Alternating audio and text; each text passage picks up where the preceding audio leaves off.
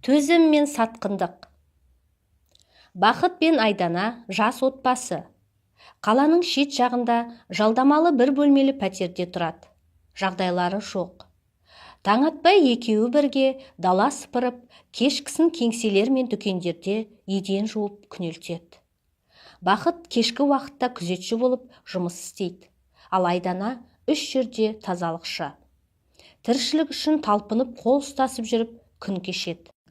Армандары бір өз кәсібін ашу, бір шаңырақта бақытты өмір сүру. Арада 2 жыл өтеді. Екеуі тырмысып жүріп, аз-аздан жинаған қаражатқа шағын наубайхана ашады.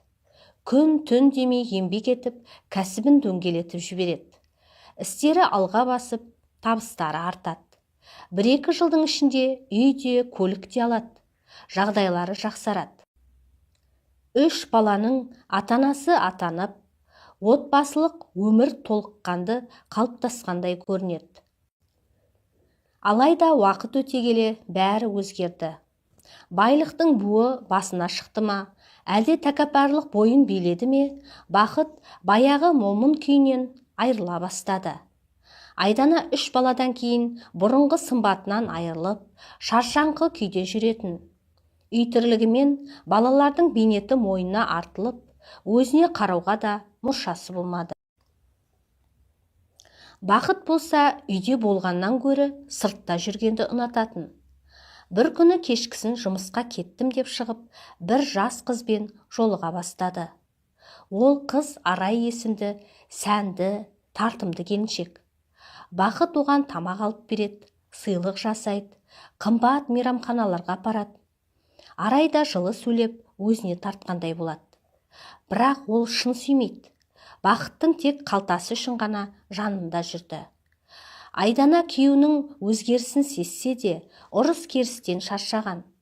Балалары үшін бәріне төзіп, жүрегіне жүк салып, үнсіз қала берді. Бір күні Бақыт әйеліне ауыр сөз айтып, үйден шығып кетті. Айдана 3 баламен жалғыз. Ал Бақыт болса, күнін Араймен өткізіп, бұрынғы өмірін ұмытып кеткендей. Бірақ Бақыт баянсыз болды. Наубайханада бір қатар қиындықтар басталып, табыс төмендеп, жалға алған ғимараттардан айырылып қалады. Сол кезде Арай да көзден ғайып болды. Сенен енді не пайда? Дегендей бір күні телефондарын сөндіріп, із-түзсіз жоғалып кетті. Бақыт не істерін білмей, бұрынғы өмірін еске алды. Қасындағы әр жетістікке жетуіне Айдананың рөлі үлкен екенін ұқты. Ол кезде ол бірге жүріп, бірге күрескен. Таңмен тұрып, түнмен ұйықтаған.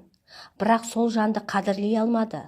Қатты өкінген Бақыт бір кеште үйінің есігін қақты.